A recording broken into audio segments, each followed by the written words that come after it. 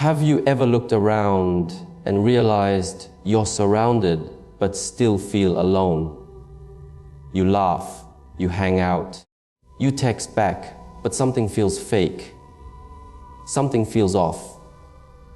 You keep people close, but your soul is still starving. Maybe, just maybe, it's not about how many people are around you. Maybe it's about how deep you've gone within yourself. This is not about hate. It's not about pushing people away. It's about rising without needing a hand to hold. Here's why you don't need friends. Most people fear being alone because they've been taught that solitude equals weakness, that without a circle of friends, you're somehow broken or incomplete. But what if that's the biggest lie you've ever been told?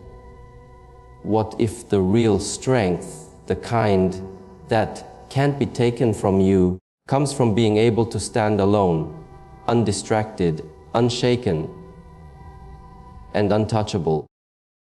Have you ever looked around and realized you're surrounded but still feel alone? You laugh, you hang out, you text back, but something feels fake. Something feels off. You keep people close, but your soul is still starving. Maybe, just maybe, it's not about how many people are around you. Maybe it's about how deep you've gone within yourself. This is not about hate. It's not about pushing people away. It's about rising without needing a hand to hold. Here's why you don't need friends. Here's why most people fear being alone, because they've been taught that solitude equals weakness, that without a circle of friends, you're somehow broken or incomplete. But what if that's the biggest lie you've ever been told? What if the real strength, the kind that can't be taken from you, comes from being able to stand alone, undistracted, unshaken, and untouchable? Self-sufficiency isn't just a skill, it's a lifestyle. It means you don't look outward for happiness, stability, or identity. You build those things within yourself. When you stop depending on others to feel seen, heard, or valued, something powerful happens. You take full control of your life and the discovery of yourself. You begin to realize that everything you thought you needed from someone else, you can actually give to yourself. The moment you become emotionally self-reliant is the moment the world loses its power to shake you. People can leave, friends can switch up, support can vanish, but you stay solid because you've built your foundation on something far more reliable than anyone else's presence, your own. Most people build their lives like a table balanced on others' approval, needing likes, texts, attention, invitations. But self-sufficiency is like building that same table on bedrock. Even if people pull away, your life to collapse. The discovery of yourself, you're unshaken because your peace, your direction, and your strength don't come from the outside in. They flow from the inside out. And this doesn't mean you can't have relationships. It means you don't need them to function. There's a difference when your self-sufficient friendships become a choice, not a crutch. You don't chase people just to fill a void. You walk your path with clarity. And anyone who joins you is a bonus, not a necessity. This level of independence isn't cold, it's clean. It's free from emotional debt and fake smiles. It allows you to give to others from a place of overflow, not desperation. And most importantly, it allows you to protect your energy, your goals, and your peace. You don't need friends to feel whole. You need purpose. You need focus. You need a relationship with yourself that's deeper than any conversation and stronger than any bond. The discovery of yourself, because once you know how to be enough for yourself, you become unstoppable. Most people are terrified of being alone, not because solitude is painful, but because they've confused it with rejection. We've been conditioned to believe that if you're not constantly surrounded by people, there must be something wrong with you. But the truth is, loneliness isn't the real enemy.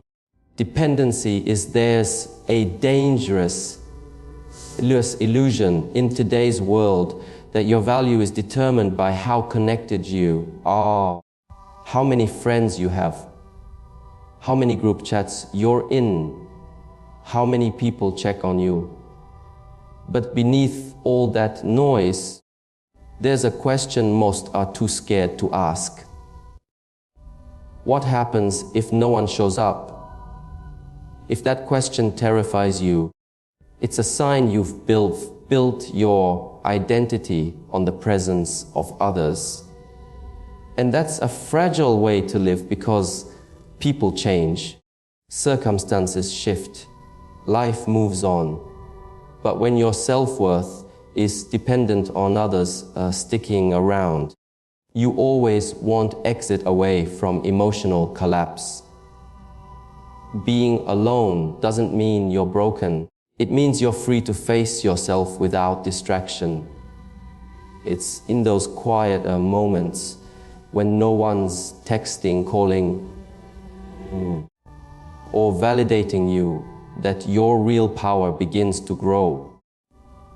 That's when you realize how much of your strength has been waiting underneath all that noise. The world teaches you to fear being alone because it's the only space where truth echoes loudly. And in that silence, you come face to face with everything you've been avoiding. Your insecurities, your fears, your inner dialogue. But that's exactly where transformation begins. Not in the crowd, not in the comfort of company, but in the raw, unfiltered stillness of solitude. Dependency isn't connection. It's addiction to approval. And once you break that addiction, you stop shrinking to fit in.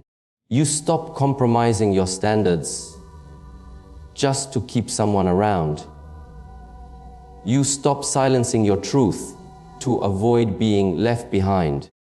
True confidence is built when you can be completely alone and still feel complete.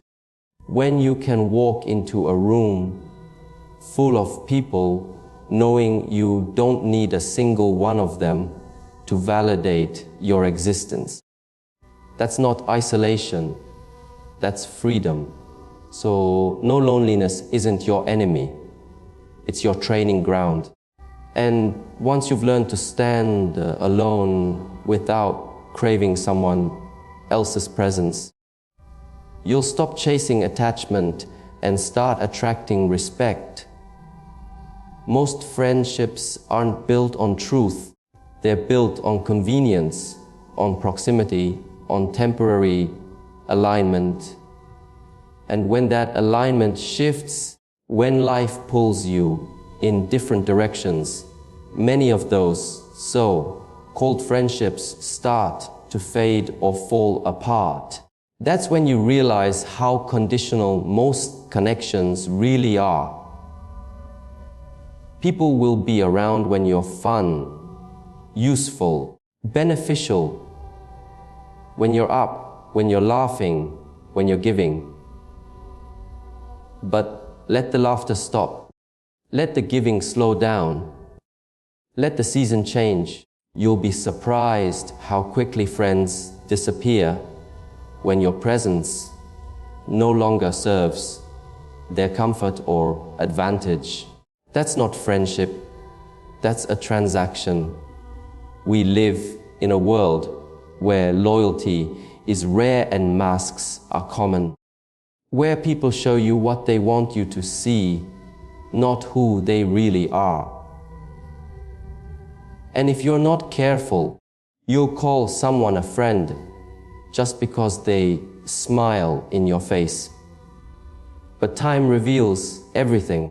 The real ones stay when it's inconvenient, when it's messy, when there's nothing in it for them. The rest, they vanish like smoke. And the harsh truth is this: many of the people you call friends wouldn't defend you in a room full of silence, let alone speak for you in a room full of critics. They laugh with you, but won't cry with you. They'll show up for the party, but not the pain. Because their connection to you is based on what you bring, not who you are. Friendships based on conditions are like paper in the rain. They look strong until life gets wet. Then you find out who really values you and who was just there for the ride. And while that realization can sting, it's one of the most freeing truths you'll ever accept.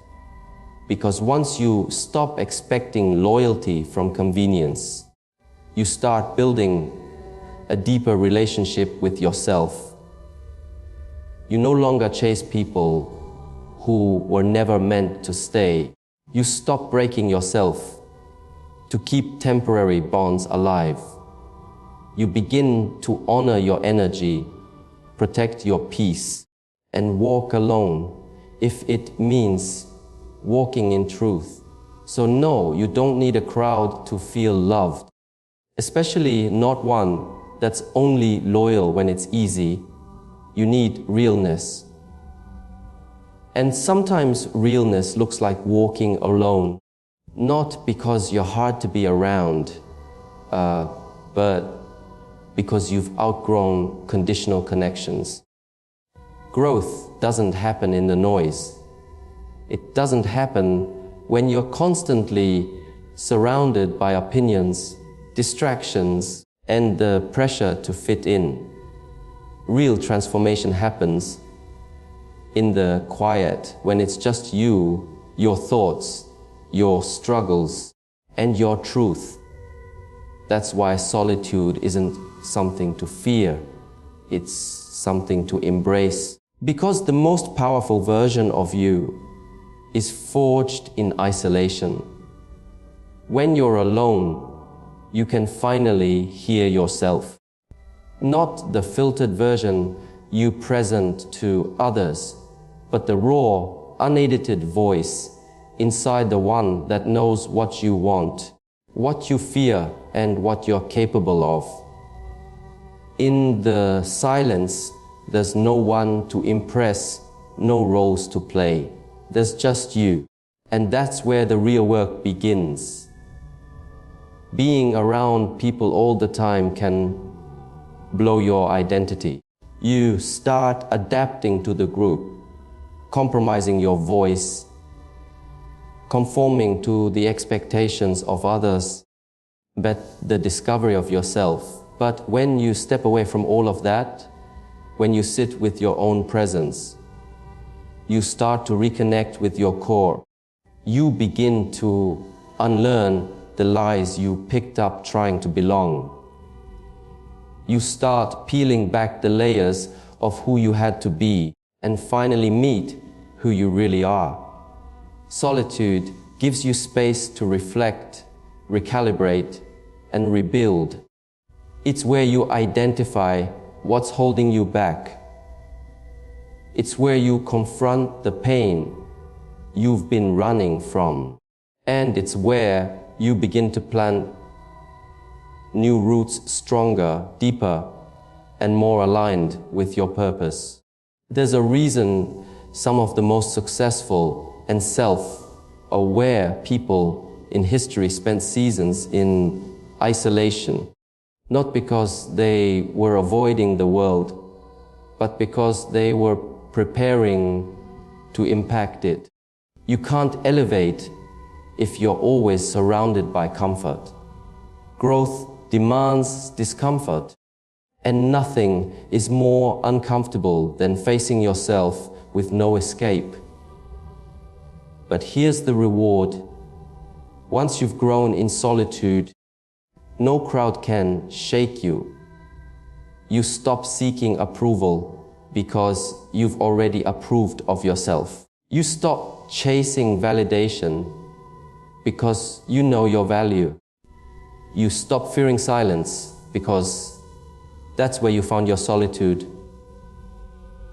Growth requires solitude, not because you're meant to be alone forever, but because you're meant to return stronger, clearer, unshakable.